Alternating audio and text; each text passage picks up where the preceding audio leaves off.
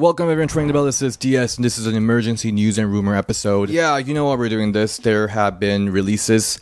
7 women have been released from WWE. Very shocking names. This is never a type of episode I enjoy doing. But 7 women, we got Dakota Kai, Shayna Baszler, Katana Chance, Kayden Carter, Cora Jade, Gigi Dolin, and Jakara released from WWE. Before getting into one by one, I just want to make sure that in the comment section, please do not do like someone do not pick up a phone, someone deserves it more, none of that shit. Let's have some decency. But starting from Dakota Kai, this is a name that shocks me the most. She's been having almost like a new era of Dakota Kai. She's got a new theme song, she's got a new finisher, even though chiropractor is one of the best finishers in wrestling. She was having a fresh new start as a solo star, doing more mid-card title storylines, because for a bit she was just doing damage control stuff, which, by the way, I want to point out that she was the first person that Triple H brought back as his regime started, so it is extra shocking in that sense. But after Asuka and Kairi joined Damage Control, Dakota kind of took this role of a translator of the group, especially because her promos is so strong. But with the introduction of the mid-card, she was doing more solo star situation, which I was really excited about because I'm a big fan of Dakota Kai. I think she has a very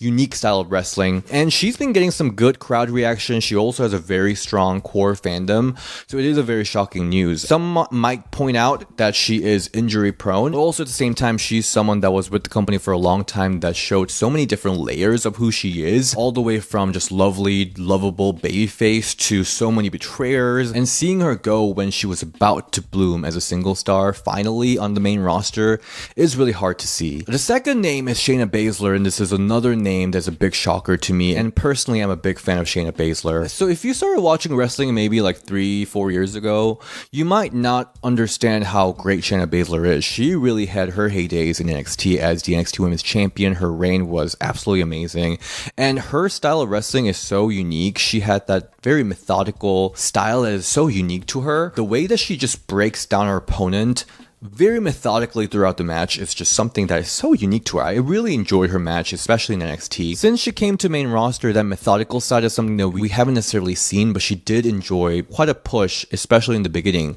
eliminating everyone from the Elimination Chamber match. That was really cool. She almost won Royal Rumble, and she had that WrestleMania match with Becky Lynch, but after losing that, she really was kind of lost in the shuffle. I actually did really enjoy her as a tag team with Nia Jax. That was amazing. That was probably one of my favorite tag team championship reigns. That was really awesome. And lately she was in a team with PFC, where Sonya Deville several months ago got released, and since then PFC as a team wasn't really doing much. But I think PFC was another team that has so much potential because Zoe, Shayna, and Sonya Deville too, they have so much power together, but WWE never really booked them correctly. And the other note is that we've been seeing a lot of LGBTQ talents let go from WWE recently, and this is just adds another name to the list, which is really heartbreaking. And Shayna Baszler tweeted it out, "No one can offer what I have to offer. Reality, let the galaxy burn." And I completely agree. Shayna Baszler is someone, again, so unique that she brings reality into wrestling because she has experience in MMA and she also have the experience in wrestling. And some of you guys still think that she got into wrestling because she's like Ronda Rousey's friend. No, she got into wrestling before Ronda Rousey. Wrestling in the indies like Shimmer, and wrestling in Japan, in Stardom, she's done it all. So she's really someone that I have a lot of respect for. I actually am a big fan of Shayna Baszler. You guys often think I'm like diva this, diva that. You think I only like diva types, but Shayna is someone that has such a strong character and she does it in and outside of the ring.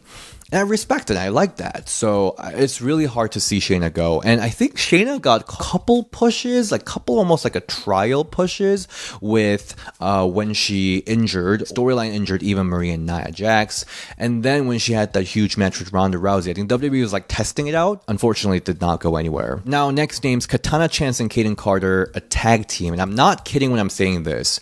I think Katana and Kayden are one of the best women's tag teams that we've had ever in the history of WWE. Yes, they were not booked like the Bella Twins or Late Cool, but if they were, they could have revolutionized the women's tag division. And you know, I used to make fun of their party girl gimmicks, all that. It's mostly because I know they're not party girls. You can tell that they're always in the ring, coming up with new moves. Every time they're in the ring, they're trying something new, something different, something you haven't seen from other wrestling. And they were getting great reactions, especially when they're hitting those like mind-blowing moves. But I want to talk a little bit more about Katana Chance, aka Casey Catanzaro of American Ninja Warrior. And obviously you saw my interview with her. I couldn't ask some of the questions I really wanted to ask because I had to get the questions approved by WWE. The real question I had was like, how dare the WWE not push you like crazy? You know what I mean? Like, I personally never understood that. Like, she had so much mainstream media interest because she was a known name in American Ninja Warrior. She was a history maker for American Ninja Warrior. She was bringing it in the ring. She was doing such unique things in the ring. When she came in the Mae Young Classic, when she came into Royal Rumble, she was doing stuff that you have not seen in women's wrestling, let alone wrestling in general. Like, she was such a unique talent, and she was so exciting in the ring. And she got the mainstream eyes. Like, WWE is a whore for mainstream interest. So for them to not push her to the moon is one of the biggest mysteries of my life. I do not understand what happened. I kind of like assumed that might have been like something political backstage, but I also heard from people that she was a respected locker room leader in NXT. So it is such a confusing case for me. And I will talk a little bit more about the tag division later because this whole release situation is a big you to the women's tag division. Cora Jade. Cora Jade is another kind of a surprising name given that you know that WWE picked her as the it girl of NXT. You know when Natalya goes down to NXT to have a match and have a whole storyline, she is like the next it girl. And when Roxanne arrived in NXT, they were almost teased like the next Trish and Lita, the future Trish and Lita. That frenemy was built so well throughout the years. But I feel like we could all tell that something wasn't exactly clicking, and she did have a couple health scares. Recently, we saw her during a match with Jordynne Grace, ending the match mid-match. We don't exactly know what happened. Even though she was getting great reactions from the crowd, people were connected to her, and she was still involved with some of the main storylines. But we did see her getting losses here and there, which was shocking. And I really wish her TNA Knockouts Championship with Masha Slamovich made a little bit more of a splash. So yeah, she already changed her name back to her indie name, Elena Black. She has a special place in my heart because she is Chicago indie darling. And she tweeted it out, just got a lot of free time in our hands, see you soon.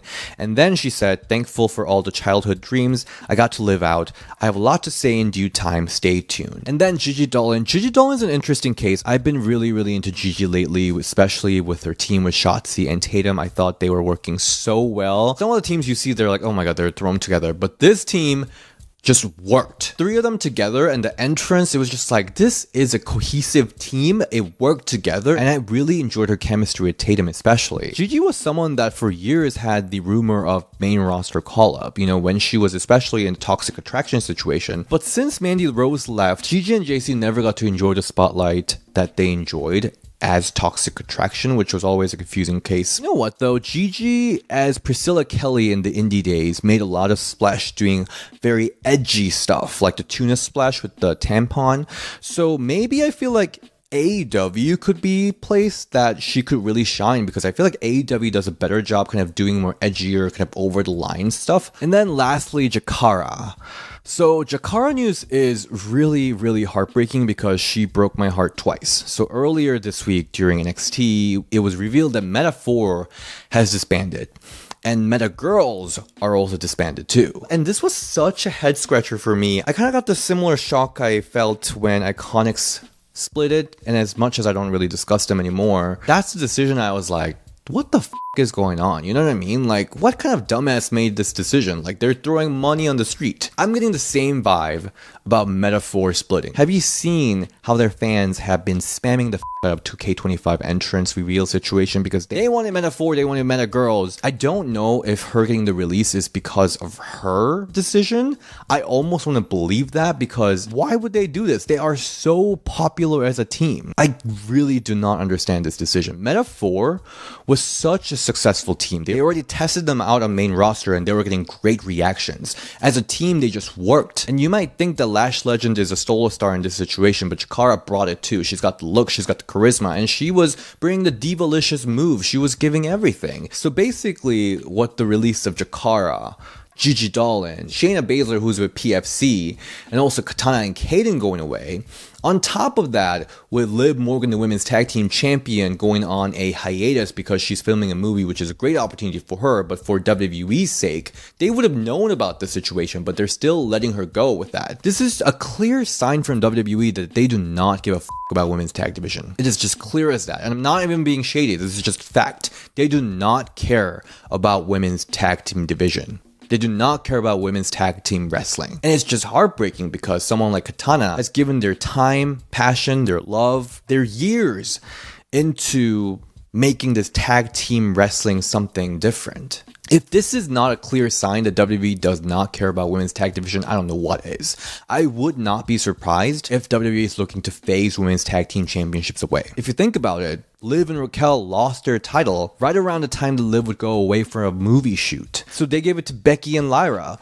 But then guess what? They just gave it back to Liv so she could go away for months to film the movie. And again, this is not Liv's fault, but WWE known about this. So I wonder if this is their way of slowly phasing out the title, because they have been using Tag Team Championship as a prop for other storylines for so long. It does feel like a nail in the coffin for the women's tag team division.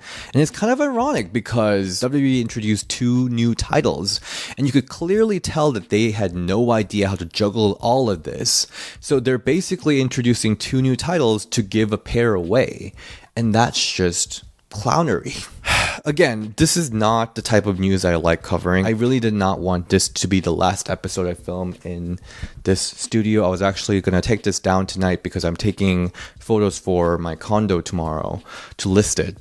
And let me know what you think about all these shocking releases. What are some of your favorite moments of these wrestlers, and where do you want to see them next? And hopefully next episode we'll meet again with better news. But until next time, bye.